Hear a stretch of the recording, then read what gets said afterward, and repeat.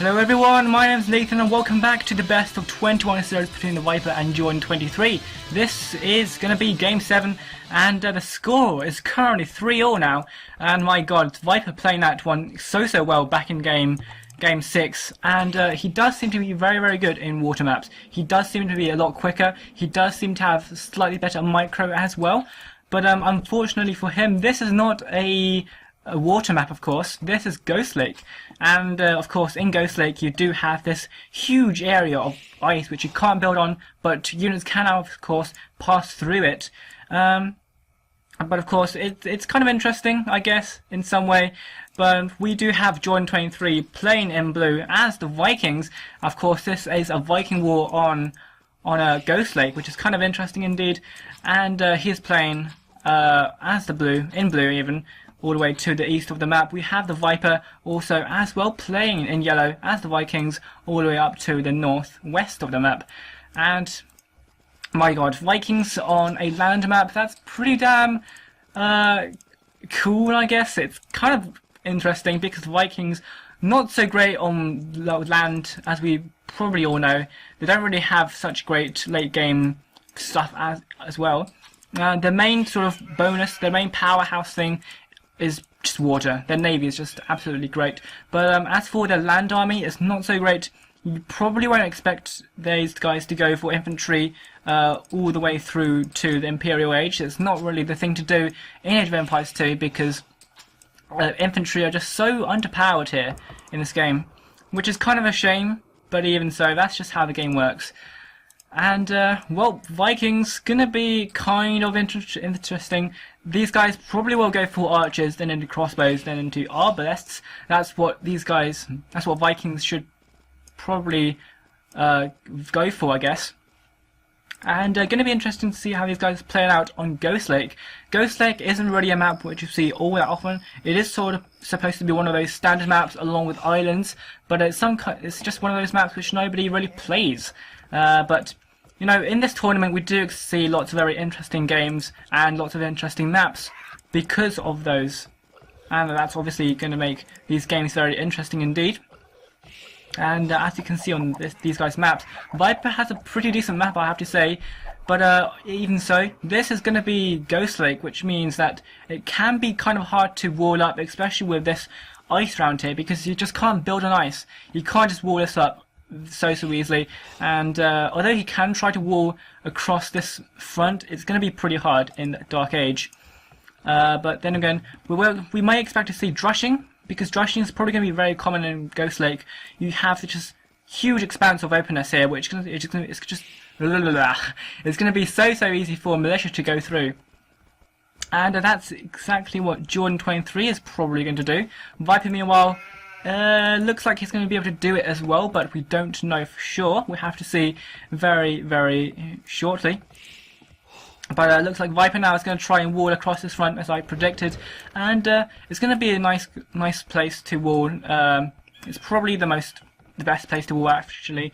The back side is pretty damn good. He can just wall across here and here, and that's his back sorted.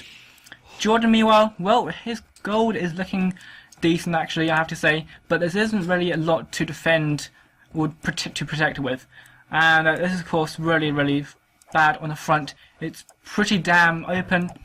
I have to say it's more open than the Vipers actually, but yeah, there we go. You know, Ghost Lake maps aren't really all that great just because of this lake at the front, but you do get some decent wood. You do have got a nice bit of wood everywhere, and we'll see what's going to happen very shortly. I'm just going to speed things up a little bit until we get to see some lovely action going on.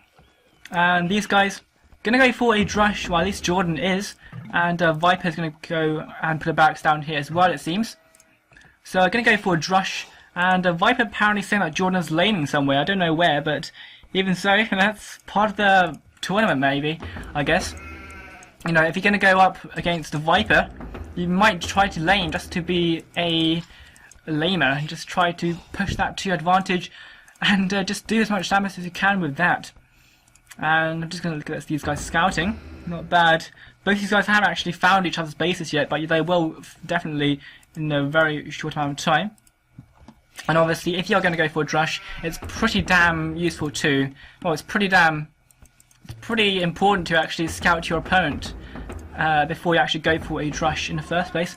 And Jordan hasn't actually found Viper yet, which is kind of worrying because he has these militia, and if he can't get these militia out fast enough to actually do any damage, then that's going to be bad for him. So his scout needs to just try and find Viper. And meanwhile, the Viper has, well, he's going to find, yeah, he has found Jordan right there. He knows that Jordan is right here, so his drush will be able to actually have a target, which is something which is kind of important. Important, I mean.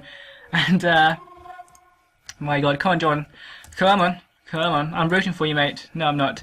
And, well, I'm not rooting for anybody. But, you know, I do like them both. I do like them both equally. And we've got this drush coming forwards for Jordan, and I'm going to speed things down a bit just so that we can actually see something. And looks like Viper did get that first hit, which is kind of good for him. It was because of his scout. Jordan's scout wasn't actually there, but his scout is just right here. He has found where Viper's base is, which is going to be a good thing. Both these guys going up fairly soon, I think. And that's of course going to be really nice for these guys to go with. I think these guys might go for a fast castle. They are warding up pretty damn well, so you might expect them to go for a fast castle. And well, we don't know for sure, because I remember in game 5, Jordan did go for a fast castle after a drush, whilst the Viper did not. And well, it's going to be difficult to see how these guys are going to go and play this out. But both these guys are now going to the feudal age at around 31-32 population, so they do have that 27-28 villager population, which is going to be good for a fast castle, which is what these guys probably are going to go to do. I can't see where Jordan's militia are on the map actually. Oh, they're down here. I'm not entirely sure why. And well, these guys haven't really done a lot of damage with these militia. This drush has been pretty much cancelled out. Neither of these guys doing a lot of damage at all, and well, we might see a first blood sometime, sooner or later, and Viper's going to have to move back with the scout right here, as these two both get to the feudal age, and we will expect to see archers. Archers are pretty much the go-to-go unit for the Vikings. You won't expect to see scouts, because, to be honest, the cavalry are pretty damn mediocre, I have to say that. And well, both these guys do seem to be going to the castle age very soon, and you know, why not? You are completely walled right here, and well, Viper's taking deer as well, so he does want to get the extra food. A few idols right here, not so great, but nevertheless, he's going to be able to get to the castle age. And of course, in Ghost Lake, it's pretty far away from your opponent actually. You do start off quite far, and it's going to be really hard. It's going to take a long time for your guys to get to your opponent's base. There we go, an archer range and a blacksmith coming up. So both these guys do seem to be getting to the castle age very soon indeed. So that was the fast castle, drush fast castle. And I suspect that we will expect to see crossbowmen coming out of these archer ranges when they get to the castle age. And yeah, there we go. And it's just going to be a matter of time before these guys both get to the castle age. But it could be a chance for these guys to actually do some harassment. Obviously, you won't actually have a lot of military right now, because you have just gone for a fast castle. We have just invested pretty much everything into your economy. And well, it's going to be interesting to see how these guys actually react to each other while they go to the castle age. And yeah, Jordan, their house, which isn't a good thing. He's just plonking out a house right now, but even so, he's clicking up, so it doesn't matter because he can't actually produce villagers anyway. And well, it does mean that he can't actually create archers at that point, but it's not such a big deal, to be honest. And well, Viper has got some idle villagers, which is never a good thing. Jordan, meanwhile, well, same, but you know, he's probably pretty busy right now, just microing these guys. But that's just me trying to be really picky. and I suspect that we will go see these guys go for a third and second TC very soon, because these guys are pretty much walled, and it's not really going to be so useful for actually getting archers out to attack and harass villagers with, because both these guys are completely walled. And yeah, it's probably going to go for, they're probably going to go for a nice little boom of some sort. A semi-boom, maybe. I don't think they will go for a full-on boom, because of course this is a 1v1. This is a tournament game.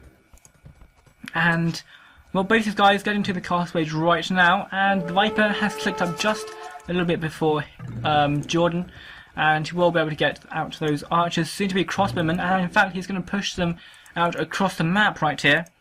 And it's going to be interesting to see what Jordan's going to be doing. Oh, pardon me.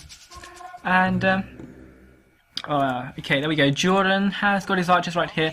Fletching is done for him. Viper has got these guys here. Fletching is also done. But both these guys lacking the armor. But they will probably go and get Botting Arrow straight away as well. And we can see that Viper's adding in a second town centre. No third town centre yet, because he doesn't have the wood for it. And Jordan, meanwhile, doing exactly the same thing. And of course, you can't actually get to TC straight off, because you have to invest in some wood into these crossbowmen. And well, we'll see what these guys actually be able to do with these guys. And Viper may be able to lose a couple of villagers right here on this deer patch. That's not going to be good for him. This one villager could go down right here. First blood of the day, it seems. Or first villager blood, anyway. And definitely going to be good for Jordan. And he will be getting more villagers on this wood line. Of course, Viper does have his TC right here, so he can somehow, somewhat protect it. And the thing is, Viper is doing a bit of harassment right here. Not doing a whole lot of damage, because Jordan is completely walled. And I'm telling you what... this is actually a pretty nice wall here. Really nice with the trees and stuff. But Jordan losing a villager right there. Not losing a villager? No, losing a crossbowman, but might get a few villagers as well in the process. And both these guys do seem to need some siege. They both need siege workshops in order to get out those mangonels to take down any buildings.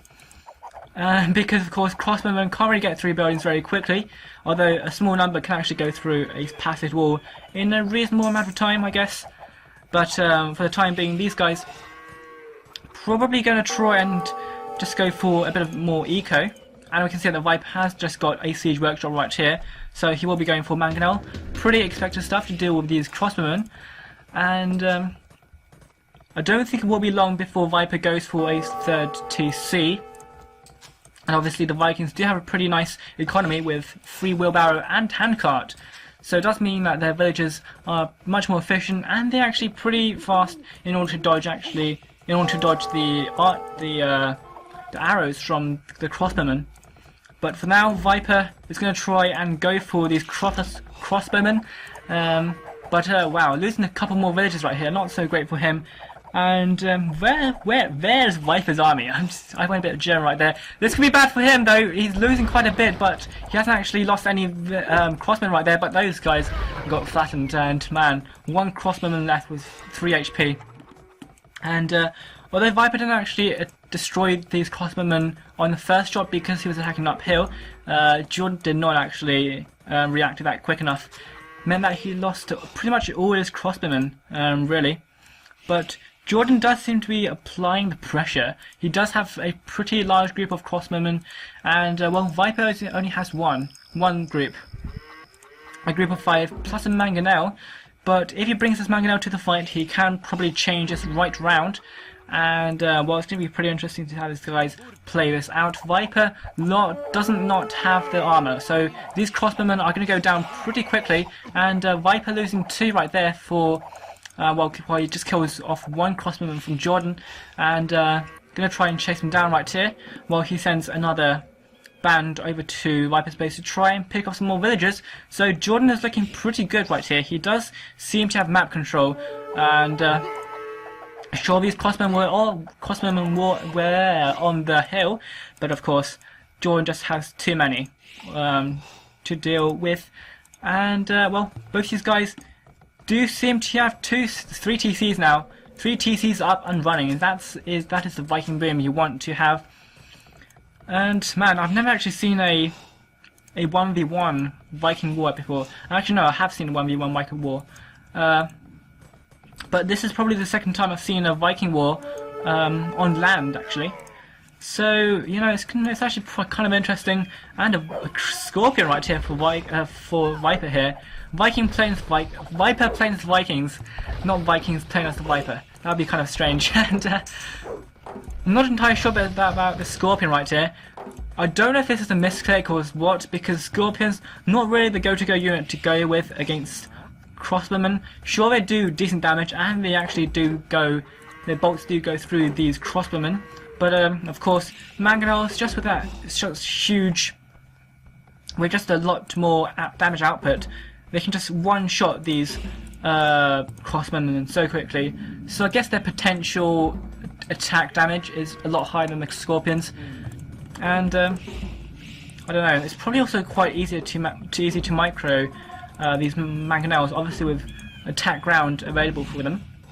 So this might be a mistake. This might be a mistake. I don't know. But Jordan now adding in a forward siege workshop right here, going to be making a mangonel of his own to combat what Viper has, and we'll see what's going to happen right here. Jordan may be going to the Imperial Age. Actually, he does seem to have quite a lot of resource piling up as we speak, and Viper pretty much as well. Actually, he does. My God, he has so much wood right here. Not wood. He has so much gold. In fact, we've seen in pretty much all the games, Viper has been stockpiling the gold for a very long time, and he doesn't really seem to be using it that much actually, which is kind of strange. But Jordan now going to go to the Imperial Age, it seems, at 100 plus population. That's pretty decent for him. Viper only on 72, which is really strange for him. But he has got 2 mangonels out on the field, so he can actually be able to defend this pretty damn nicely. But Jordan here with pretty much the map control, and he will be able to get out, he will be able to make lots of lovely TCs everywhere if he wants to in the Imperial Age, just to get out those, just to get more gold across the map, and just to secure as much gold as possible. And Viper now, Jordan now adding in a 3rd archer range, it seems, and he will be going for arbalest once he gets to the Imperial Age, which will be in a bit. And Viper now getting pick up just when he has enough food, which is about now. And well, this will be a race to the Imperial Age. Just going to speed things up because I don't want to let you guys wait. I don't think we will actually see much stuff as these guys go to the Imperial Age. These guys don't really want to lose their armies. Of course, if you lose your crossbowmen, if you lose all of these crossbowmen, sure, that's going to be bad because you lose all these units, but it's because you will lose the potential to actually create arbalests, because it's not just going to be worth it if you lose all your crossbowmen, because you don't have any crossbowmen to upgrade into arbalests. And a castle going up on the front right here, that's going to be good. It's going to secure this gold, this section of gold right here. And secondary gold? No, tertiary gold actually. And well, Jordan's going to get there pretty damn quickly, a lot quicker than the Viper, but Viper will now with 3 mangonels. That's going to be absolutely amazing. 4 mangonels it seems actually. So my God, he really is going to try and do as much damage to Jordan's crossbowmen, soon to be arbalest, as possible. And well, Jordan does have a forward villager right here, so he could be doing some damage. In fact, Viper might be going for the energy upgrade. I wouldn't be surprised if he goes for that. And my God, that would be pretty damn interesting if he does. And this could be good. This could be the push that Jordan is going to go for as he gets to the Imperial Age. Viper now clicking up as well, and we will see arbalests straight now, pretty much now, and we will see, we have just seen a bracer, and we will definitely see chemistry very quickly and as well. And Jordan now losing 1 mangonel right here, but Jordan is attacking downhill, so he will be able to do a lot more damage. But oh man, that was pretty close. Aha, there we go. 2 mangonels for 2 mangonels. That's a pretty good trade for, well, both these guys. Neither of these guys really taking advantage at that point, but you know, with these Arbalests pretty damn good, but oh man, Jordan losing quite a lot, but he just completely, he lost those 2 mangonels, which I don't think those 2 mangonels would actually be able to justify the cost of these 5 Arbalests, especially when these Arbalests are in and they're doing damage. This could be pretty bad for the Viper. And, well, Viper's now going for a lot of skirmishes, it seems. He's probably going to go for the Elite Skirmisher upgrade. I wouldn't be surprised if he does go for that. In fact, it's on 100% right now.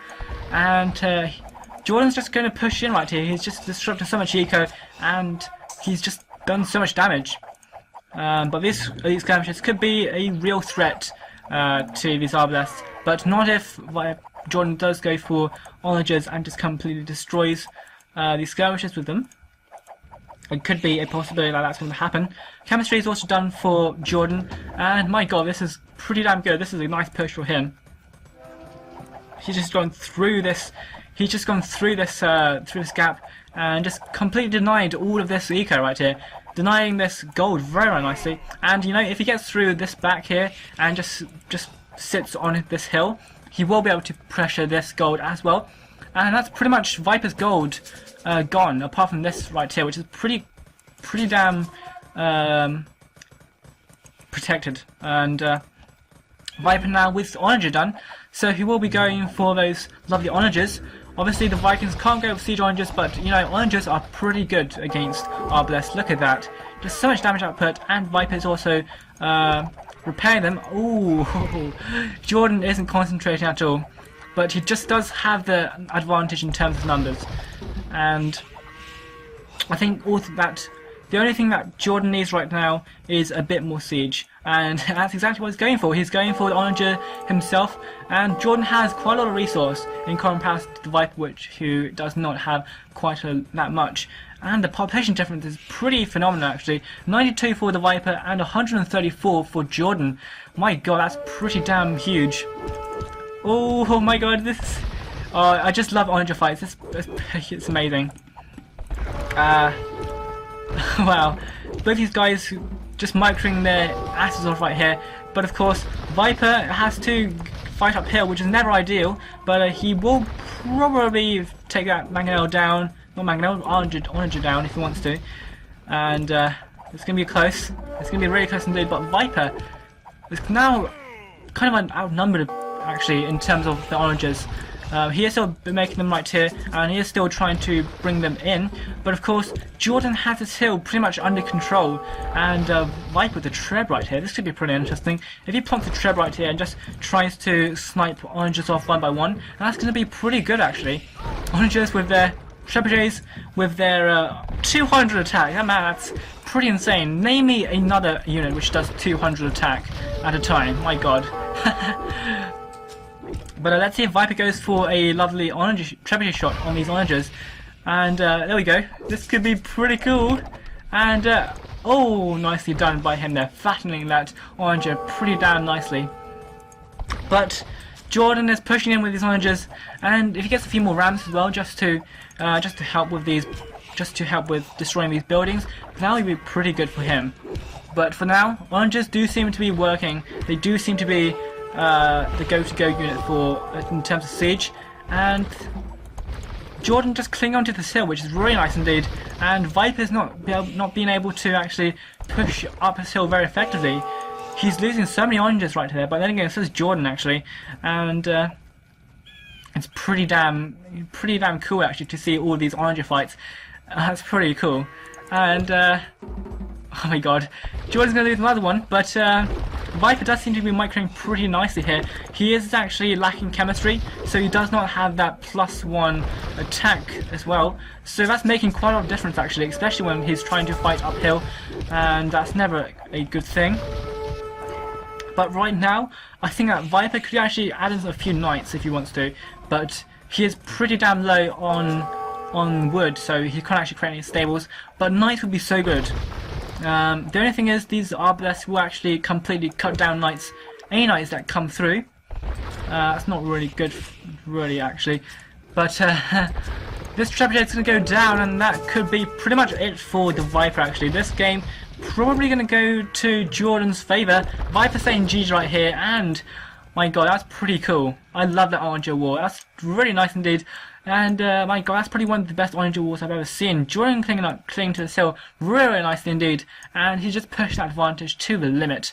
He just pushed down from here and just completely destroyed Viper's eco, in which he's made a huge dent in. And Jordan actually didn't have that much harassment done to him at all, which is really nice for him. And he's ended up with about, what's that, seven archery ranges right here. Pretty nuts. 7 archery ranges and 3 siege workshops. My god, that's pretty nuts and insane indeed. But there we go. This is now game 7. Well, this has been game 7, and the score is now currently 4-3 to Jordan. And there we go. This has been NKZStryker Nathan, and I'll see you in game 8.